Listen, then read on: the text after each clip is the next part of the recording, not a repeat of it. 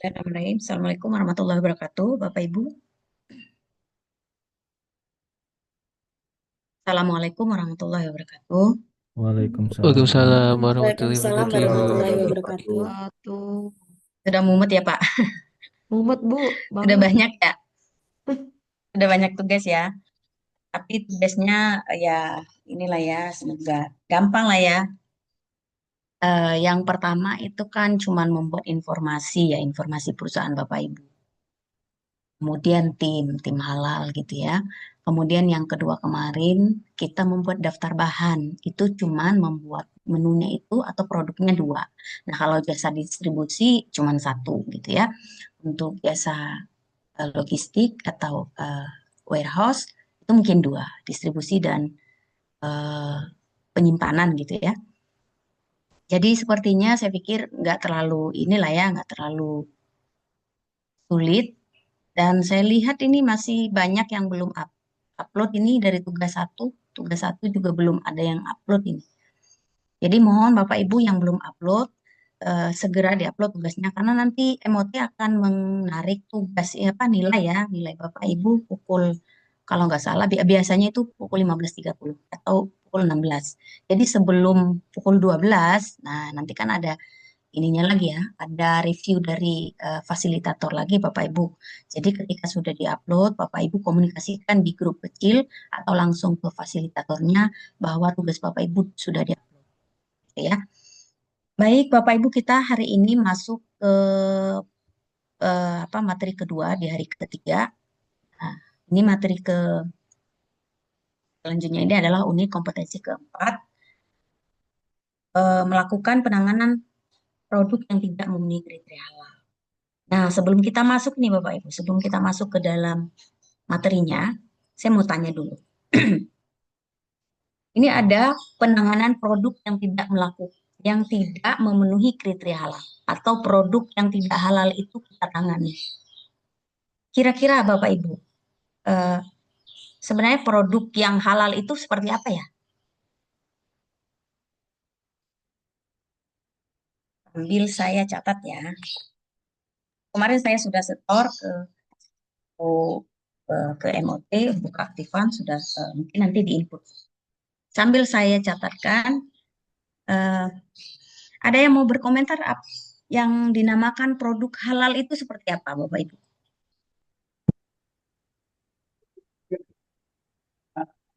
Yang sesuai Pak, dengan syariat. sesuai dengan syariat Islam, sesuai Bu. dengan syariat ya. Karena al halalu bayyinun wal haramu bayyinun. Bainal halal wal haram ila subhatun. Baik, makasih Pak Sofwan. Ada lagi Bapak Ibu, produk yang halal itu atau produk yang memenuhi kriteria halal itu seperti apa ya? Produk yang dinyatakan itu sesuai dengan syariat Islam dan dibuktikan dengan produksi melalui proses produk PPH yang benar memenuhi standar halalnya, Bu. Ya, jadi produknya halal gitu ya, dari bahan halal kira-kira gitu Pak ya. Dan PPH-nya juga eh, bersih, suci dari najis gitu ya Pak. Tidak haram. Ya, tidak haram. Pak Ahmad Rizal tadi ya. Ahmad Rizal atau Pak Ahmad Rizal? Ada yang lain yang mau berkomentar Bapak Ibu? Produk Disesuaikan yang dengan ya, eh, tidak. yang mungkin udah sesuai syariat, jadi sudah sesuai ketetapan negara atau menteri dari seperti yang KMA itu, yang bahan-bahan halal seperti itu, Ibu. Ya, sesuai Produknya sesuai KMA ya Pak ya, ya sesuai seperti regulasi ya itu, Pak ya. sesuai regulasi ya, baik Bu. Baik, Pak Sidik Nugroho ya. Ada lagi Bapak Ibu? Produk yang sesuai syariat Islam yang dilegalkan dengan sertifikat halal. Ya, baik. Makasih Bu Sada. Sudah? Oke, baik. Terima kasih ya. Benar ya Bapak Ibu ya. Produk yang dikatakan halal itu kalau sesuai sistem jaminan produk halal, karena kita sedang berbicara sistem jaminan produk halal ya Bapak Ibu. Jadi produk yang halal itu adalah produk yang sudah memenuhi 5 kriteria. 5 kriteria itu apa?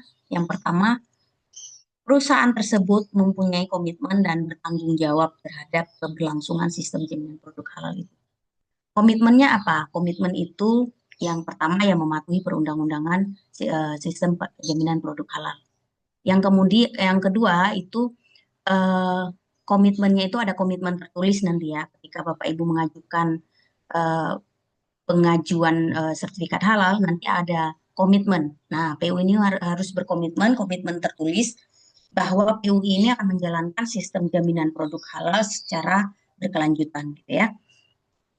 Kemudian tanggung jawabnya apa di sini? Tanggung jawabnya itu ya adalah PU tersebut atau pemilik usaha ini wajib eh, men, apa? Wajib ini ya untuk SDM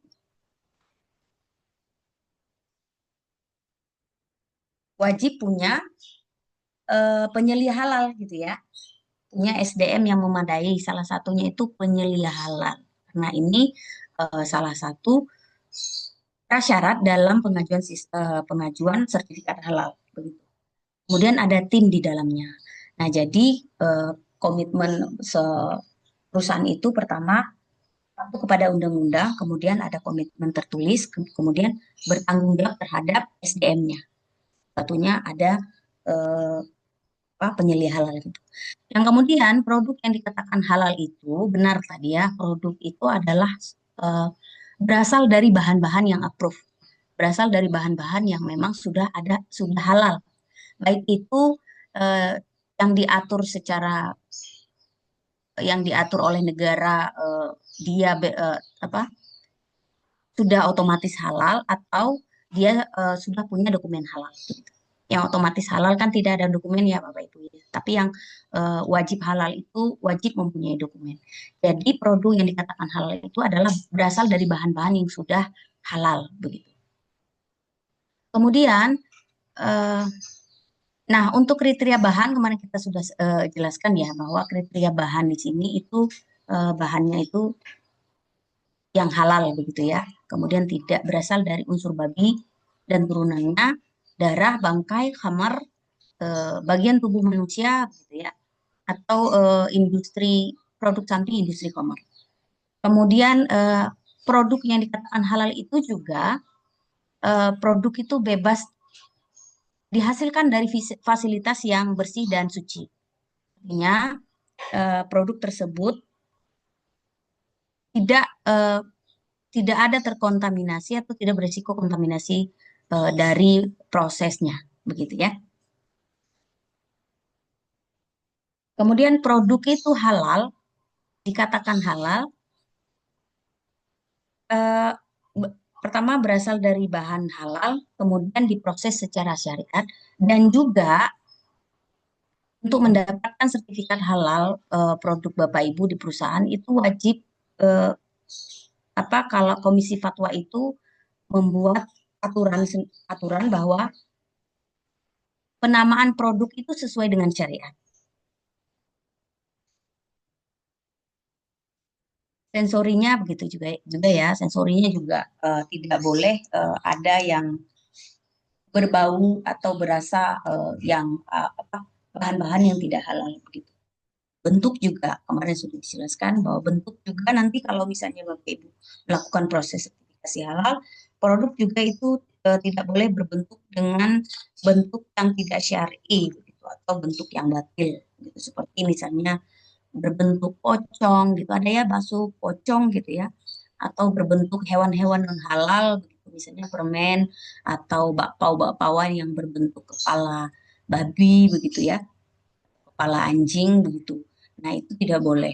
Secara bahan mungkin halal, secara proses mungkin halal, tetapi karena kita masuk ke dalam sistem jaminan produk halal, maka bentuk dari produk itu juga diatur.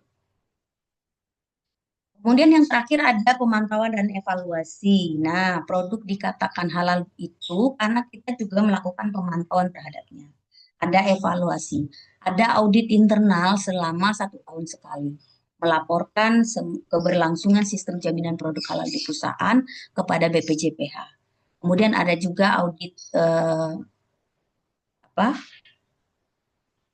komposisi bahan ya, komposisi bahan kepada BPJPH maksimal itu dua kali dalam setahun atau 6 bulan sekali ya, Bapak.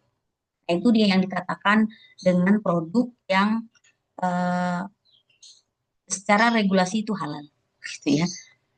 Kita masuk ke keempat. Nah, ini. Nah, jadi Bapak Ibu, kemarin kita sudah melakukan perencanaan ya, Bapak Ibu ya, melalui UK 1, unit kompetisi 1 kemarin kita sudah melakukan pertama perencanaan. Kemudian eh, kita membuat eh, perencanaan melalui daftar bahan dan sebagainya. Kemudian kita mengawasi bahan dan proses produk halal. Nah, setelah kita awasi, jadilah produk begitu ya, dihasilkan produk. Lah kemudian kok ada ya muncul gitu UK 4 itu penanganan produk yang tidak halal atau tidak memenuhi kriteria halal. Nah, ini bagaimana ya ceritanya kok bisa setelah dibuat perencanaan, kemudian diawasi, kok ada loh produk yang harus misalnya dimusnahkan atau ditangani begitu. Atau dia gagal sebagai menjadi produk yang halal. Nah, ini ada banyak faktor Bapak Ibu, nanti kita akan jelaskan di dalamnya ya. Kita masuk ke dalam unit kompetensi keempat. Saya Nah, ini ya. Agenda kita pertama itu ada referensi, kemudian definisi apa itu produk ini kriteria halal, kemudian mengidentifikasi produk yang tidak memenuhi kriteria halal, kemudian setelah kita identifikasi kita tangani, kemudian dilaporkan dan juga mendokumentasikan penanganan produk yang tidak memenuhi kriteria halal tersebut. Nah, terakhir nanti ada bukti implementasi ya yang disediakan oleh BPJPH. Nah, ini Bapak Ibu referensinya karena kita pelatihan penyelia halal berbasis kompetensi, maka referensi kita lagi-lagi SKKNI nomor 21 tahun 2022 ya Bapak Ibu. Jadi untuk unit kompetensi keempat ini ada 3 elemen kompetensi yang akan kita pelajari. Yang pertama, mengidentifikasi produk yang tidak memenuhi kriteria halal, kemudian menanganinya, dan juga selanjutnya melaporkan dan mendokumentasikannya. Bagaimana cara kita mengidentifikasi produk ini, kemudian bagaimana cara kita menangani, dan juga bagaimana kita pelaporan dan pendokumentasian produk tersebut.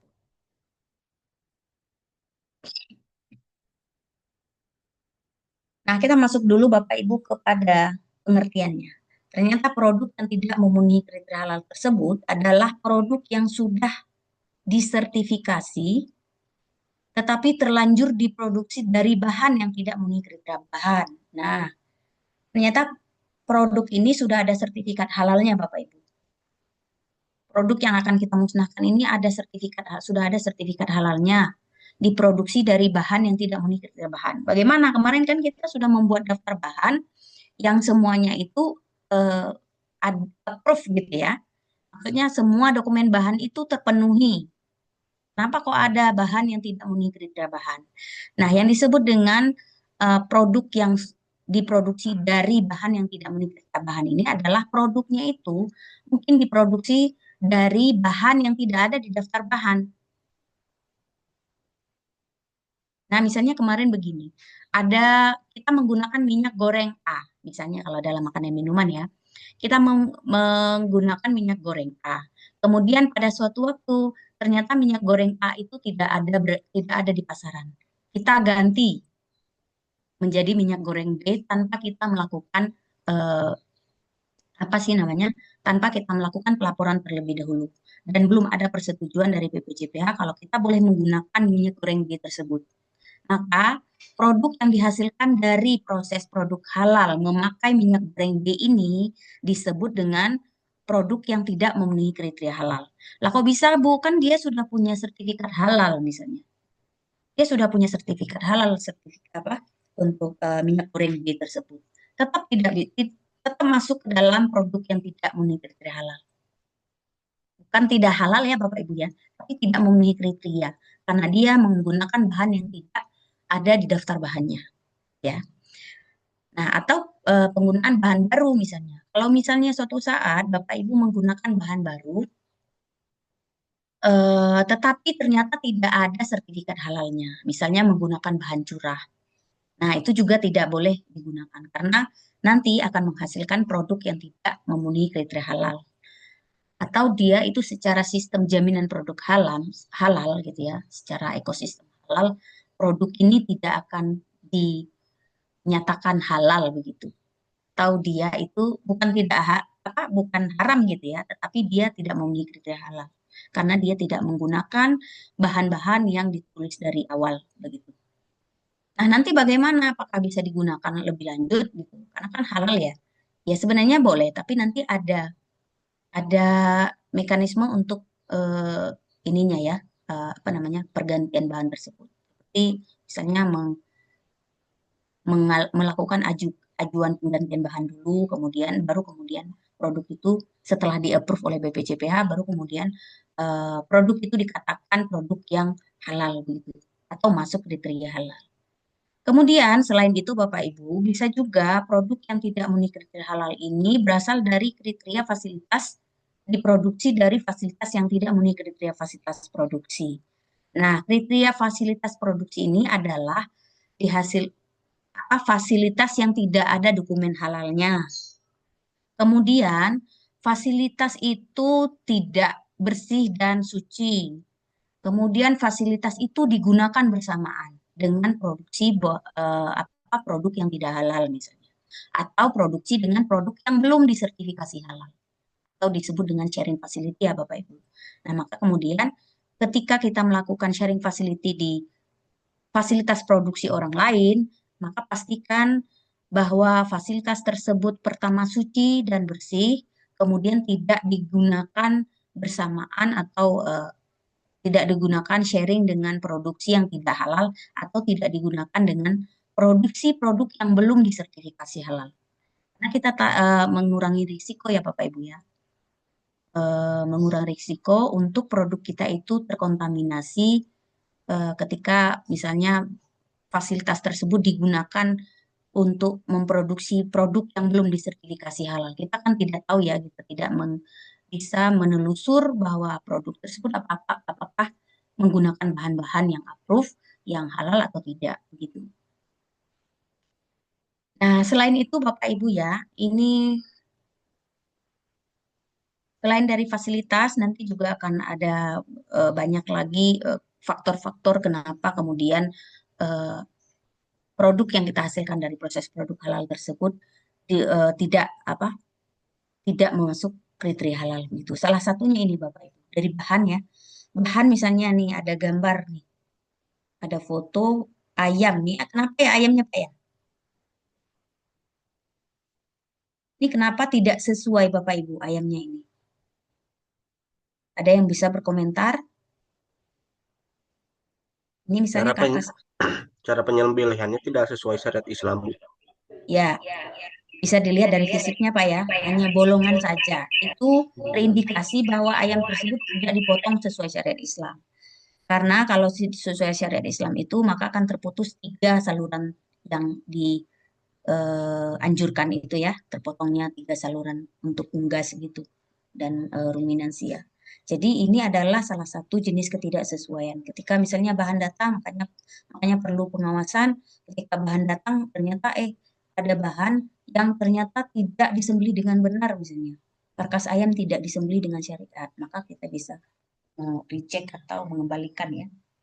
Nah, kemudian kemarin juga sudah kita bahas lagi bahwa bahan-bahan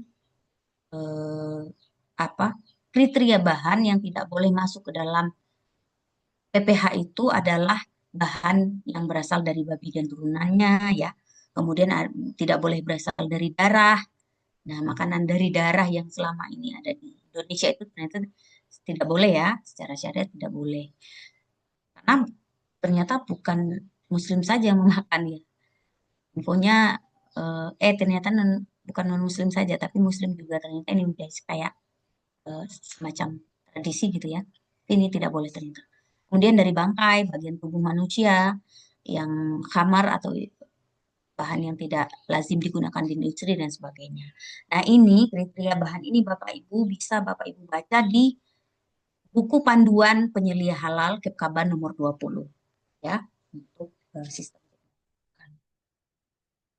Kemudian Bapak Ibu selain dari bahan, kemudian penggunaan bahan baru dan juga fasilitas, Bapak Ibu juga bisa melihat, mengidentifikasi produk yang tidak memenuhi kriteria halal ini melalui audit internal. Nah, saat audit internal, kita bisa melihat, kita akan mengaudit ke seluruh bagian ya Bapak Ibu ya.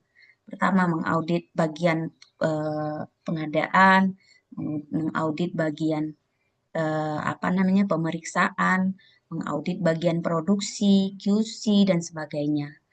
Kemudian bisa juga didapatkan, diidentifikasi dari pada saat mengaudit pemasok gitu. Nah, kayak tadi ketika misalnya pemasok datang untuk drop out bahan. Nah, kita lihat ternyata ada bahan-bahan yang tidak sesuai dengan daftar bahan Bapak Ibu. Kemudian pemeriksaan mutu ya, yang sudah menjalankan atau industri yang sudah pakai sistem mutu. Kemudian juga bisa dari analisa laboratorium. Nah, ini khusus untuk misalnya produk-produk yang terindikasi ada DNA babi misalnya gitu. Seperti misalnya produk kosmetik, produk makanan minuman juga ya mungkin. Atau terindikasi ada bahan-bahan yang tidak boleh digunakan di dalam industri halal begitu. Seperti misalnya penggunaan pewarna yang bukan makanan atau penggunaan eh, DNA ya, ada DNA dan sebagainya. Kemudian perusahaan harus memiliki prosedur. Nah, di sini Bapak Ibu kemarin ada yang bertanya, Ibu ini SOP diisi apa begitu? SOP. Nah, ini prosedur ya Bapak Ibu. Jadi perusahaan itu kalau misalnya Bapak Ibu sudah mempunyai SOP itu nanti dituliskan judul SOP-nya. SOP untuk dalam proses produk halal secara keseluruhan begitu ya. Misalnya kita punya SOP secara keseluruhan dari mulai penerimaan ya, PPH ya, keseluruhan PPH maksudnya dari mulai penerimaan hingga penyajian pada customer itu ada SOP masing-masing boleh dipisah atau digabung gitu. Nah, ini juga untuk penanganan produk halal atau mengidentifikasi juga harus memiliki prosedur tertulis. Bagaimana cara kita mengidentifikasi produk yang ternyata tidak boleh dijual atau tidak boleh kita gunakan. Kemudian juga ada SOP atau prosedur penanganan produk yang tidak memenuhi kriteria halal. Nah, prosedur ini harus memuat definisi yang tepat tentang produk yang tidak memenuhi kriteria halal. Artinya gini Bapak Ibu, prosedur yang kita gunakan itu harus tepat sasaran. Artinya kalau misalnya untuk produk yang tadi misalnya kita produk yang tidak memenuhi kriteria halal tetapi ternyata ada bahannya halal gitu ya. Karena tidak sesuai itu karena bahannya tidak ada di daftar bahan saja itu bagaimana? Apakah kita harus musnahkan atau tidak? Kita hold dulu atau kita tunggu dulu laporan kita di approve sama BPJPH, laporan penggantian bahan ya.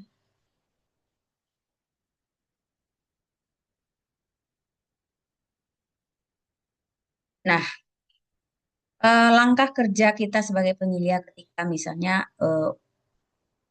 ada atau terindikasi produk yang tidak memenuhi kriteria halal, langkah kerjanya itu pertama kita produk yang dihasilkan dari proses produk halal di perusahaan Bapak Ibu itu kita yang tidak memenuhi kriteria halal itu kita identifikasi terlebih dulu. Bagaimana caranya? Nah, cara identifikasi kita begini. Kita menentukan produk yang tidak memenuhi kriteria halal dari jenis produknya. Misalnya kita menghasilkan berbagai macam jenis, kita bisa mengidentifikasinya dari jenis produk. Oh, ternyata jenis ini tidak sesuai dengan produk yang akan kita sertifikasi, gitu ya, yang kita jalankan. Ternyata produknya gagal karena ternyata menggunakan bahan yang tidak ada di daftar bahan. Kemudian bisa dari batch, nomor batch produk ya. Kemudian bisa dari lokasinya, lokasi terjadinya. Ternyata ada produk di gudang misalnya ya yang eh, rusak gitu. Ternyata kalau kalau yang rusak ini kan sudah tidak boleh kita jual ya Bapak Ibu. Nah, ini bagaimana? Rusaknya itu sampai merusak produknya, tidak lagi merusak misalnya kemasannya. Ternyata sampai merusak produknya. Nah, ini ketika misalnya ada bolongan di kemasannya, di gudang gitu ya, ternyata faktornya itu adalah hewan pengerat misalnya. Kemudian tanggal terjadi dan buktinya. Ini tadi ada kerusakan di produk begitu. Nah, ini akan menjadi mengidentifikasi bahwa produk tersebut ternyata tidak boleh, eh, ternyata produk tersebut masuk ke dalam kriteria tidak halal atau produk rusak begitu ya. Kemudian kita lakukan pemisahan kalau misalnya produknya sudah rusak atau sudah basi kalau dalam MBG ya. Nah, kita pisahin. Kita pisahkan dulu untuk mencegah terjadinya kontaminasi silang ya, kerugian lebih lanjut. Nanti kan kalau yang produk rusak tadi, kalau misalnya dirusak oleh jamur atau dirusak oleh hewan pengerat, berada di dalam suatu area yang sama dengan produk yang tidak rusak, ini kan takutannya akan memicu kontaminasi terhadap produk yang lain gitu ya. Maka kemudian produk ini harus dipisah terlebih dahulu. Kemudian kita lakukan identifikasi dan penarikan kalau misalnya produk yang kita hasilkan itu sudah terlanjur dijual, Bapak Ibu. Kalau produk kita sudah terlanjur dijual, maka kita lakukan penarikan. Ditarik untuk dilakukan penanganan lebih lanjut. Agar ini tidak masuk ke dalam rantai PPH berikutnya. Kemudian kita melakukan pengendalian termasuk melakukan pengamanan dan pengawasan. Nah, itu berarti kalau misalnya sudah ada indikasi produk-produk kita yang rusak atau hancur atau tidak sesuai kriteria lah ya, berarti kita meningkatkan lagi pengawasan kita terhadap apa semua PPH yang kita di perusahaan Bapak Ibu, mulai dari pengadaan bahan, kemudian eh, pendis apa pemrosesan ya, sampai ke penjualan. Nah, selanjutnya Bapak Ibu, kita lihat dari langkah selanjutnya itu penyebab dan jenis ketidaksesuaian itu ditelusuri sesuai prosedur. Nah, apa nih penyebabnya tadi? Ketika misalnya ada rusak nih, ketika kita menemukan produk kita basi, penyebabnya apa? Gitu. Kemudian atau rusak. Nah, kalau misalnya terjadinya di gudang tadi misalnya ya, ternyata gudangnya itu tidak tidak bersih atau tidak ada pest controlnya gitu ya. Animal control juga ya. Tidak ada tidak maksimal pest controlnya. Maka kemudian kita tingkatkan pest control di area penyimpanan bahan atau gudang tersebut. Dan juga penyebab lain itu bisa dari validasi alat produksi gitu ya. Kalau yang industri besar ada validasi ya menggunakan metode swab gitu untuk alat produksinya. Nah, itu juga diperlukan untuk apa namanya? Untuk memastikan keberlangsungan fasilitas produksi kita itu tetap bekerja dengan baik gitu. Dan penyebab lainnya itu bisa dari personil seluruh bagian. Makanya kemudian kita perlu sosialisasi, mendistribusikan semua apa daftar bahan misalnya gitu, atau mensosialisasikan ke seluruh bagian produksi, ke seluruh bagian di perusahaan Bapak Ibu bahwa kita sudah menjalankan sistem jaminan produk halal. Maka semua personil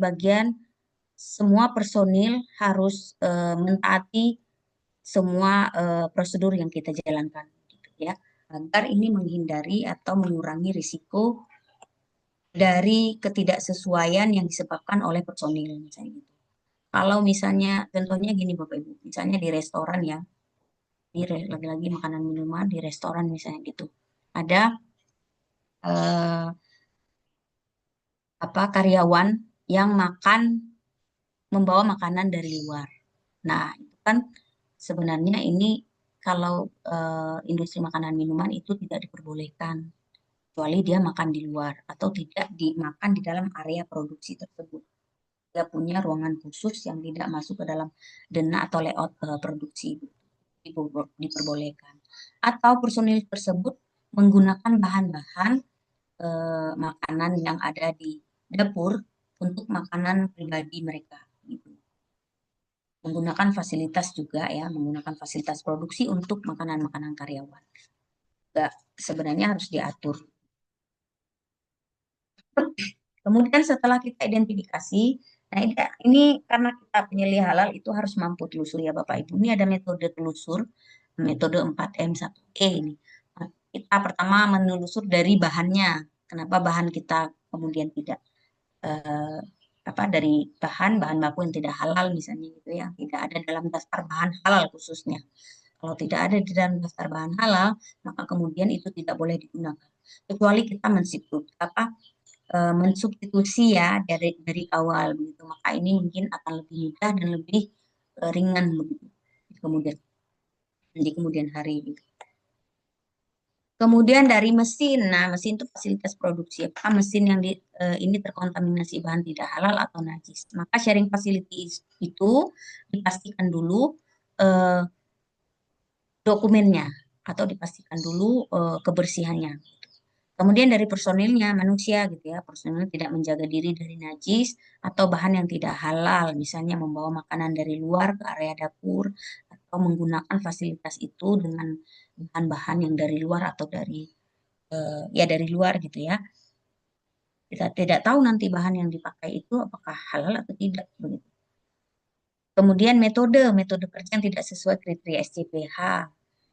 Kemudian dari lingkungan juga, lingkungan atau area kerja yang tidak bersih. Maka kemudian di dapur itu ada ini ya, ada ketentuan kalau di dapur produksi itu ada ventilasi yang tempat arus udara itu untuk tidak terlalu pengap gitu ya, yang mengalir, arus udara yang mengalir begitu. Kemudian bersih dari sarang laba-laba misalnya gitu itu akan mempengaruhi Bapak Ibu. Dan bersih juga area lantai dan sebagainya dijaga.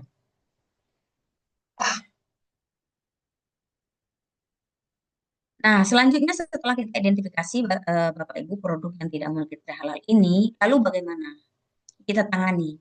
Kalau tadi penyebabnya itu produknya berasal dari eh, produk yang tidak halal ini berasal dari bahan yang halal tapi tidak ada di daftar bahan Bapak Ibu, maka kemudian ini tidak boleh dipasarkan sebelum penggunaan bahan baru itu disetujui oleh BPJPH ya. Ini penanganan, termasuk penanganan. Kalau misalnya produknya itu memang sudah jelas-jelas apa namanya? ter eh, terkontaminasi dengan bahan yang haram atau tidak halal, maka produk ini tidak boleh dijual ke konsumen yang mempersyaratkan produk halal. Nah, ini sangat jelas ya Bapak Ibu. Kalau produknya jelas-jelas ada itu DNA babinya atau barang haramnya begitu ya, babi lah misalnya ya. Itu kan tidak boleh ya, tidak boleh kita jual ke produsen muslim. Lalu boleh nggak ya Bapak Ibu barang non halal itu atau yang terindikasi ada unsur babinya di dalam makanan misalnya, itu boleh nggak ya kita jual ke ke pas apa ke konsumen yang non muslim?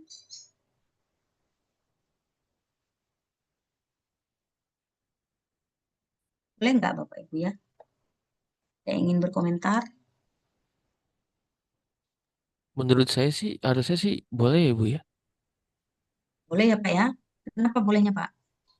Karena hal-halnya itu untuk muslim doang sih. Kalau untuk yang non muslim harusnya nggak boleh. Ya nggak ada ketentuan ya Pak ya. Kalau Ya non Bu, muslim bener kalaupun Bu. ada babi dia mereka nggak ada Ya, dogma ya terhadap babi iya, tersebut ya. kecuali bahan rusak atau bahan yang udah Kalau, kadaluarsa mungkin kalau pendapat saya nggak tidak boleh. boleh, Pak. Kenapa Pak Sofwan tidak boleh? Berarti kita jualan barang haram.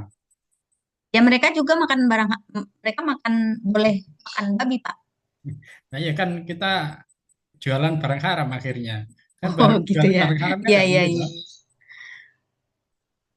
Benar-benar. Boleh ya Pak ya. Jadi sebenarnya kalau misalnya ada taruhlah bakso ya Pak ya. Ternyata bakso ini ada DNA babinya di dalam. Kita kan nggak boleh menjual ke produsen ke konsumen muslim. Kita jual aja ke komunitas non muslim misalnya gitu.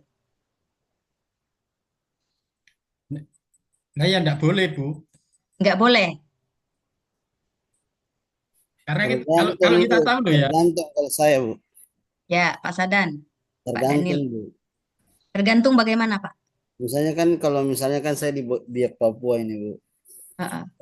seperti begitu sudah sering kelihatan. Maksudnya kalau dia memang pasti yang menjual itu pasti juga yang non Muslim. Berarti dia Iya. bisa kan? Oh, kalau Tapi kalau penjualnya non muslim boleh gitu ya. Tapi iya, kita ini kan sudah melaksanakan sistem jaminan produk halal. Kemudian ada ternyata produk kita yang ada DNA babinya. Biar kita tidak rugi, kita jual aja ke konsumen non muslim gitu. wah, Oh, ralat Bu.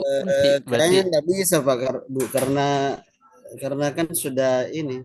Kecuali kalau misalnya kan saya pernah pelajari juga, kecuali dipisah Dipisah dia gitu Pak punya ya. etalase dipisah, Ya, terus tertulis di situ ada rambu-rambunya bahwa di sini makanan haram, apa ya, makanan yang non halal. ya. Ya.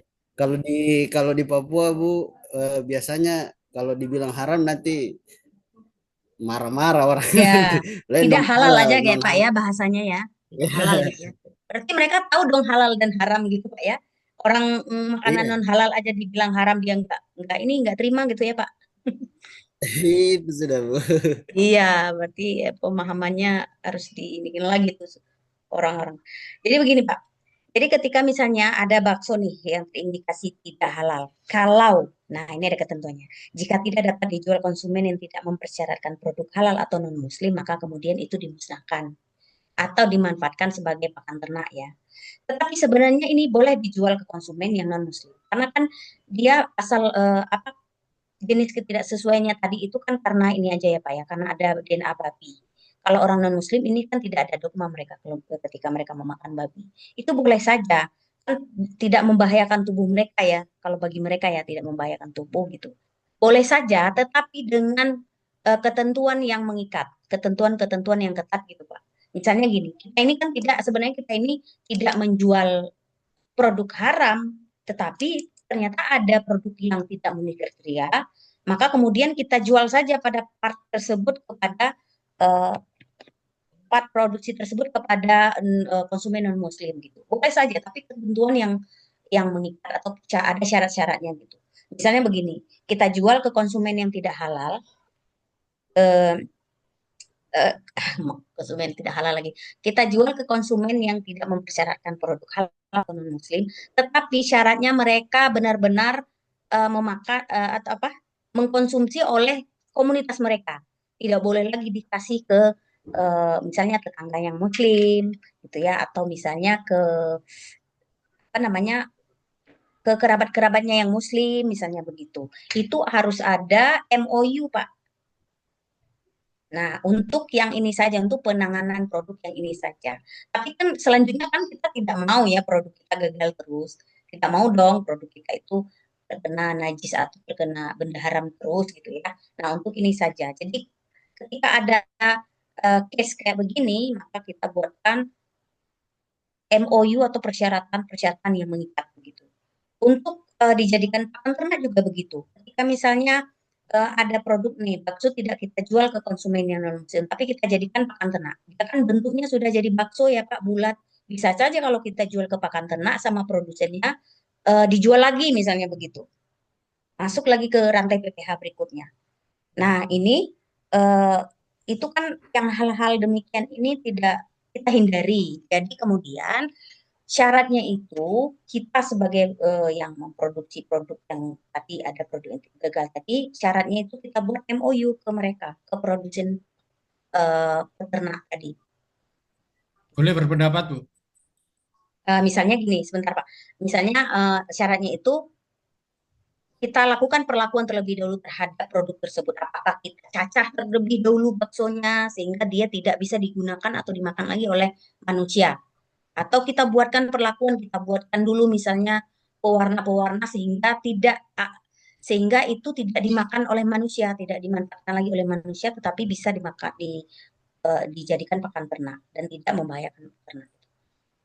Oke, gitu ya Pak. Siapa tadi? Boleh Pak? Mau Boleh Bu, berpendapat? saya Ini berpendapat. gini, Pak Bu. Syazin. Ya, saya dulu ya.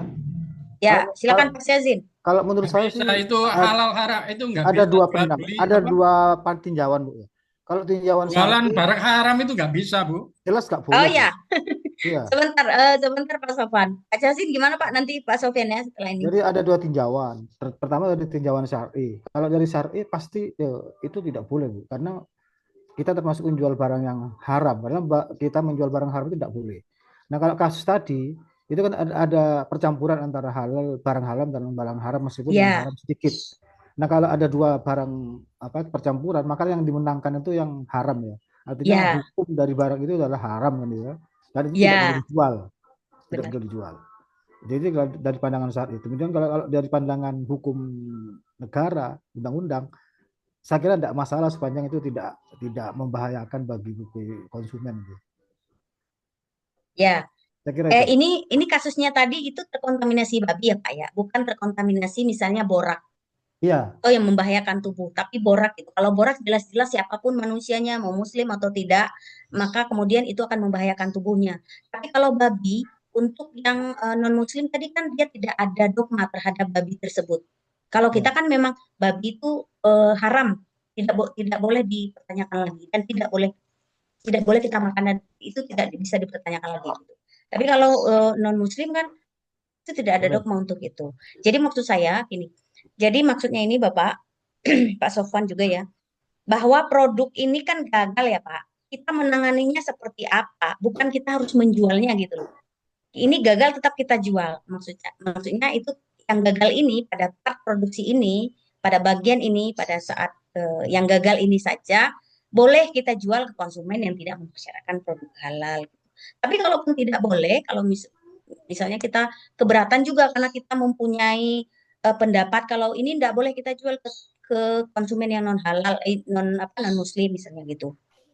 Tidak boleh ya sudah nggak apa-apa nggak dijual, tapi kita harus misalnya tidak dimusnahkan juga, berarti kita manfaatkan saja sebagai pakan ternak, misalnya begitu Pak.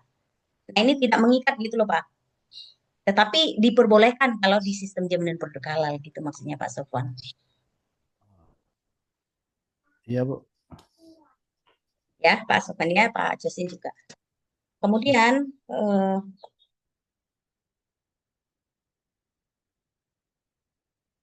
nah, selanjutnya evaluasi. Nah, kita melakukan analisa efektivitas dan efisiensi terhadap penanganan. Tetapi maaf sebelumnya belum ini ya.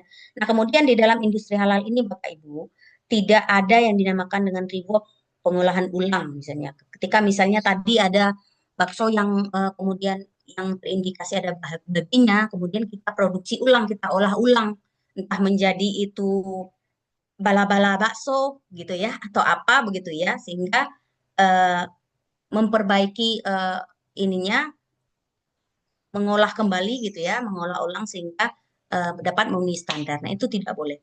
Kalau produknya itu jelas-jelas terindikasi non halal, bahan non halal, maka itu apa namanya penanganannya itu harus dimusnahkan atau dimanfaatkan sebagai pakan ternak.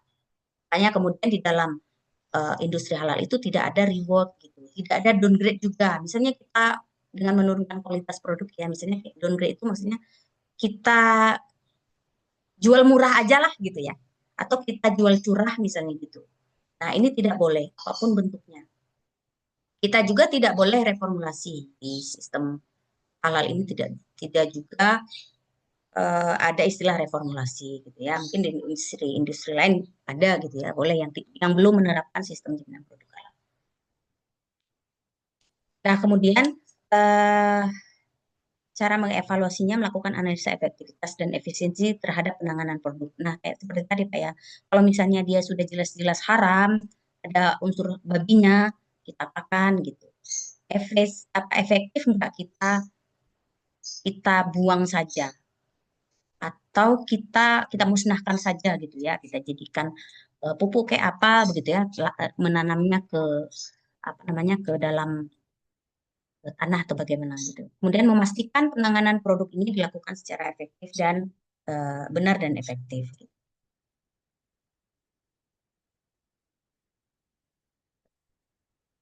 Nah, selanjutnya yang kita lakukan ini ketika kita langkah kerja selanjutnya itu melaporkan dan mendokumentasikan. Nah, apapun yang kita lakukan, yang kita kerjakan ketika kita sudah melakukan memakai sistem jaminan produk halal (SJPH), maka kemudian semuanya itu didokumentasikan. Maka kerjanya penanganan produk yang tidak memenuhi halal tadi itu dilaporkan sesuai prosedur. Nah, dilaporkan kepada siapa? Pertama, kepada yang berwenang BPJPH bahwa kita pernah ada produk halal yang kemudian ternyata tidak memenuhi kriteria halal atau produk gagal, kami melakukan penanganannya seperti ini. Lakukan misalnya dengan foto, laporan-laporan, berita acara. Gitu. Kemudian dokumentasikan penanganan tersebut melalui video misalnya ya, atau foto-foto gitu. Lalu kemudian dokumentasi itu dipelihara, ya. Nah, kalau formatnya itu bebas Bapak Ibu. Kalau di sistem jaminan produk halal ini mungkin ada standar ya. Kalau mungkin di industri Bapak Ibu sudah ada, boleh diintegrasikan saja nanti. Nah, ini pemeliharaannya itu sangat jelas ya. Melakukan identifikasi dokumen, form-form laporan, dokumen pendukung, video dan foto penanganan produk tidak halal itu dipelihara, dibuatkan daftar hadir siapa saja dan buktinya apa saja. Kemudian disimpan dalam tempat yang eh, penyimpanan secara terstruktur, aman dan dapat diakses kapanpun dan ketika diperlukan. Misalnya nanti ada pergantian personil di perusahaan Bapak Ibu atau di dapur Bapak Ibu ketika ada produk yang tidak halal, kemudian kita tangani bagaimana. Nah, ini di, eh, disimpan gitu ya. Nah, ini contoh dari BPJPH atau dari sistem jaminan produk halal, contoh format bukti laporan implementasi acara penanganan produk yang tidak sesuai. Nah, kalau di sini ya jelas ya Bapak Ibu, ini ada informasi tanggal kapan dilakukan, bulan berapa, tahun berapa. Kemudian apa nama item atau benda apa produk atau menu yang kita tangani atau kita yang tidak halal tadi gitu ya, berapa jumlahnya. Nah, pemusnahnya diuraikan di uraian cara penanganan. Apakah misalnya ada produk bakso yang tidak halal, kemudian kita lakukan pencacahan, kemudian diberi ke penjual ke produsen ternak lele misalnya gitu ya, ternak lele misalnya gitu. Lokasinya di mana, penanggung jawabnya itu adalah penyedia halal. Jadi semua yang kita lakukan di ini di apa namanya di sistem jaminan produk halal itu sebenarnya penanggung jawabnya penyelia halal. Nah, untuk dokumennya nanti bisa disiapkan oleh bagian-bagian misalnya dapur gitu ya, kalau misalnya ditemukan di dapur. Kalau ditemukan di gudang, bagian gudang misalnya, atau bagian kursi misalnya. Kemudian diperiksa oleh penyelia halal. Apa nih produk yang akan kita musnahkan gitu. Kemudian disetujui oleh manajemen setingkat, misalnya manajer kita atau direktur gitu ya. Mulainya kapan dimusnahkan dan selesai kapan. Kemudian kenapa? Kita analisa penyebabnya. Kita analisa dengan metode 4M1E tadi. Ternyata ada bakso yang terindikasi tidak halal. Kenapa? Oh, ternyata bercampur bahannya dengan babi misalnya gitu. Nah, kita buatkan ternyata materialnya atau bahannya. Kemudian dirincikan kenapa, ya.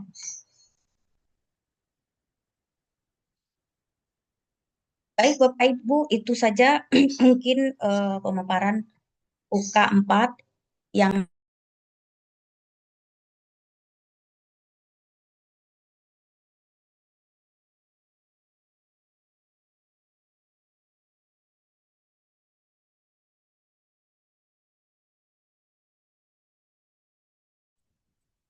Suaranya nggak keluar, Bu.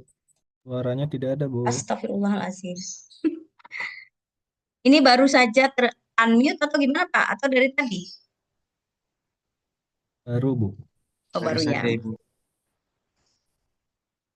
Tadi slide terakhir ada ya Pak ya suaranya ya. Nah, ini kita bahas dulu. Kemarin untuk UK2 kemarin kita nggak ada waktu untuk membahas. Masalahnya ada yang missing juga ya kemarinnya. Ada yang perlu matrik kemarin itu ada yang tidak mengisi. Matrik itu kan lampiran 5 dan 6 ya. Kemarin ada 3 lampiran. 5 dan 6 itu diisi semua. Sampai ke lampiran selanjutnya 7. Kemarin karena kita tidak sempat untuk membahas ya.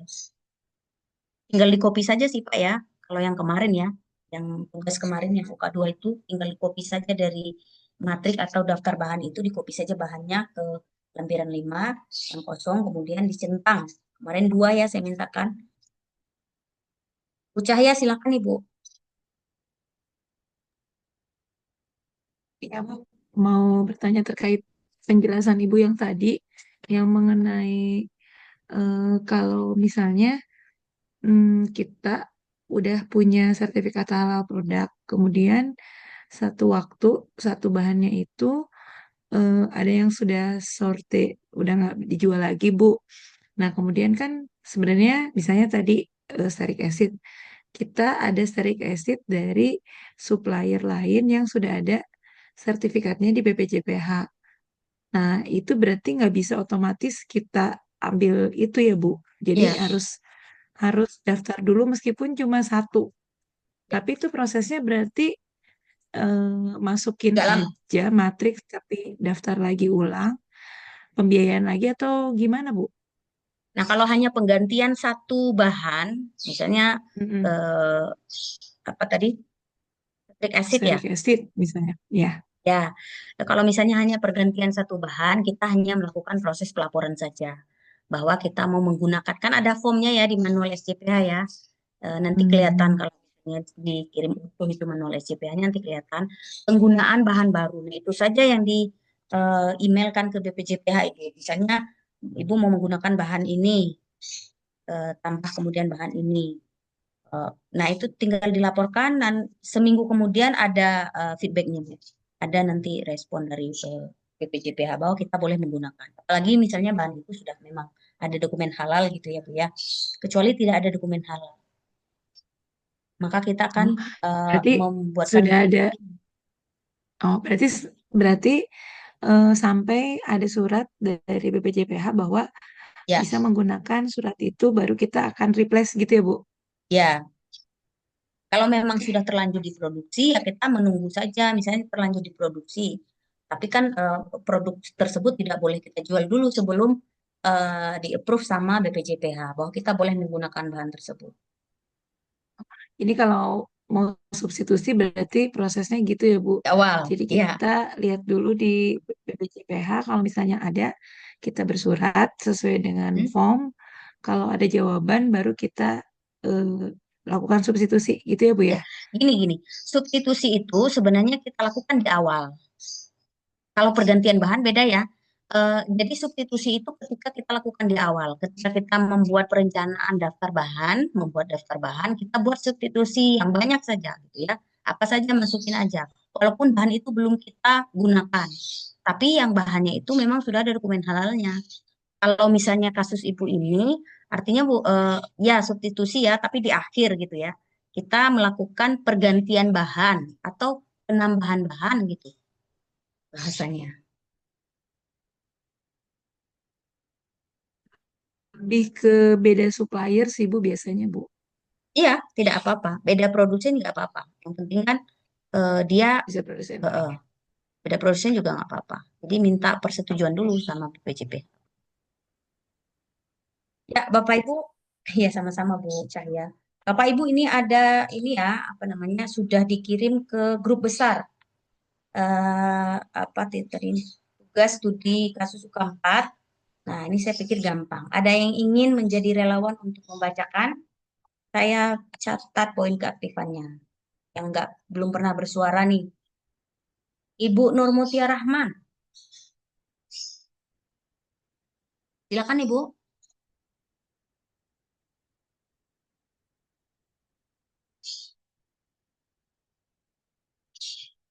Ibu Yulida, halo, monitor Ibu.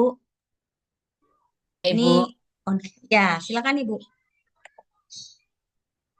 Baik, kita minta waktunya 5 menit ya. ini nomor satu yang Pak Sofian ya.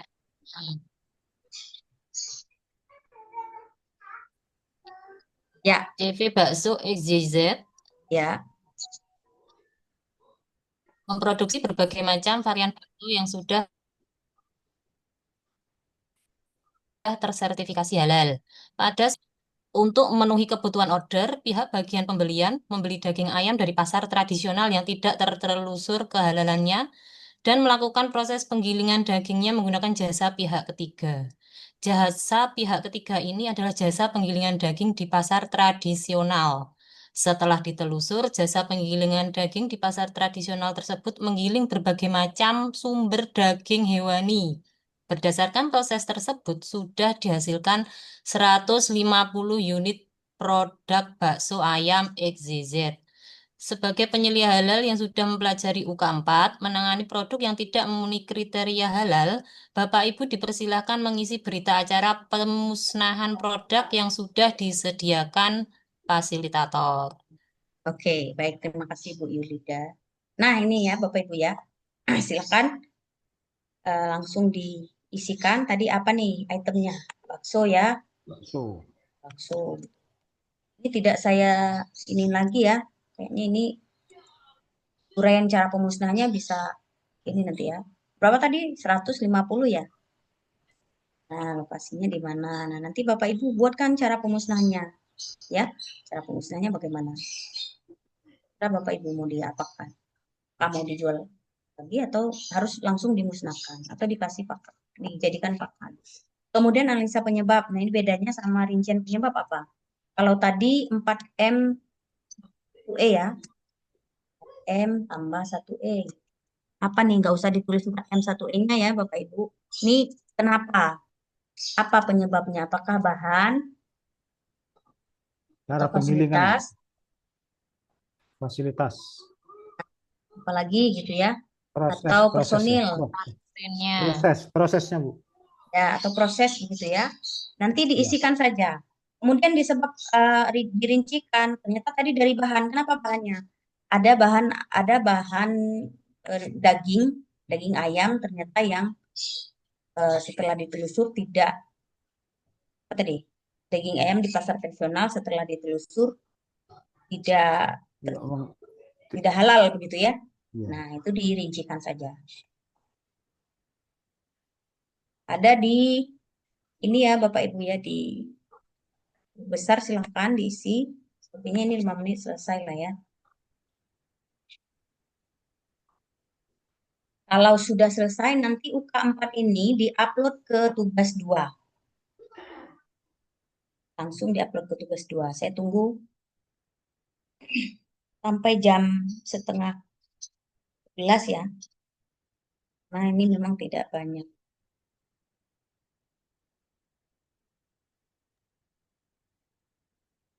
Mau tanya tentang lokasi, Bu. Ya, silakan Pak. Lokasi ini, lokasi di pas penggilingannya itu apakah lokasi untuk pemusnahan baksonya itu? Lokasi pemusnahannya Pak, di mana? Baik. Kalau misalnya Bapak mau langsung memberikannya ke peternak lele gitu ya. Nah, boleh eh, lokasinya itu di lokasi peternak tersebut gitu ya. Lokasi produsen lele atau peternak lele.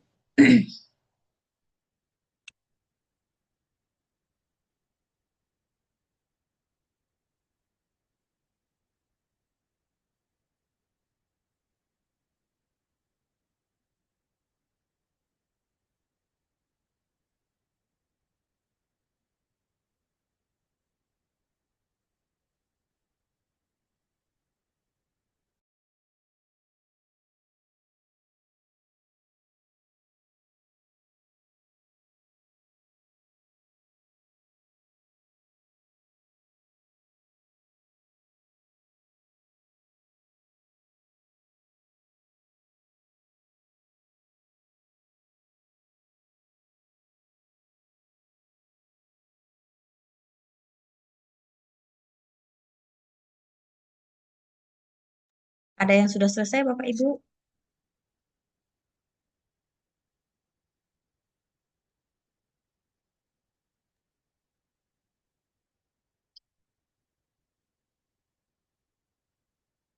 Mau tanya Ibu, untuk yang disetujui sama disiapkan penanggung jawab itu penyelia semua, Bu.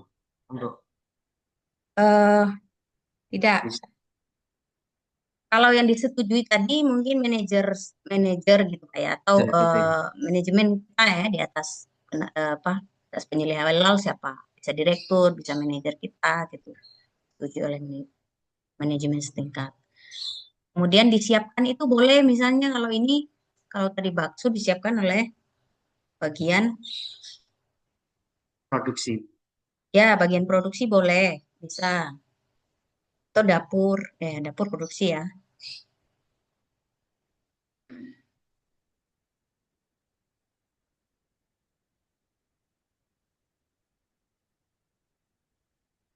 Untuk penanggung jawab Penanggung penyelia. jawabnya penyelia halal. Baik, Bu. Terima kasih, Bu. Baik Bapak Ibu, waktu kita mungkin sudah selesai untuk UK4 ya. Saya berharap sudah selesai dan langsung diupload ya Bapak Ibu. Karena nanti setelah ini Bapak Ibu akan dihadapi dengan tugas berikutnya. Tugas yang lebih panjang dari ini. Kalau ini kan 5 menit selesai gitu ya. Cuman pemusnahan saja gitu. Dan menganalisa apa penyebab gitu ya. Jadi Bapak Ibu kesimpulannya bahwa yang tadi kita bicarakan itu adalah produk-produk yang tidak memenuhi kriteria halal kita eh, bagaimana cara kita menanganinya. Kalau misalnya di jasa distribusi, nah mungkin ada produk yang tidak sesuai misalnya, maka kemudian penanganannya bagaimana gitu ya. Bukan bahan ya Bapak Ibu ya. Kalau bahan tadi udah mungkin udah ada di pengawasan gitu. Ketika bahan tidak sesuai dengan bahan datang dengan bahan yang di order, maka itu diapakan. Tapi kalau misalnya ini produk yang sudah jadi gitu ya, maka kita lakukan penanganan. Apakah itu dimusnahkan, dijual kembali, tidak boleh dijual kembali ya, dimusnahkan atau diberikan untuk pakan ternak. Begitu Bapak Ibu. Dari saya cukup dulu untuk keempat. Mohon maaf atas segala kekurangan jika ada kesalahan kata. Mohon maaf. Terima kasih atas kebersamaan Bapak Ibu dan bisa sampai di titik hampir titik ini ya di penghujung pelatihan ini ya, hampir di penghujung pelatihan. Dan semoga kita menjadi penyelia halal yang amanah dan kompeten semua. Demikian dari saya. Sekali lagi, saya akhiri. Billahi taufiq wal hidayah. Assalamualaikum warahmatullahi wabarakatuh. Saya kembalikan kepada Bu Ai.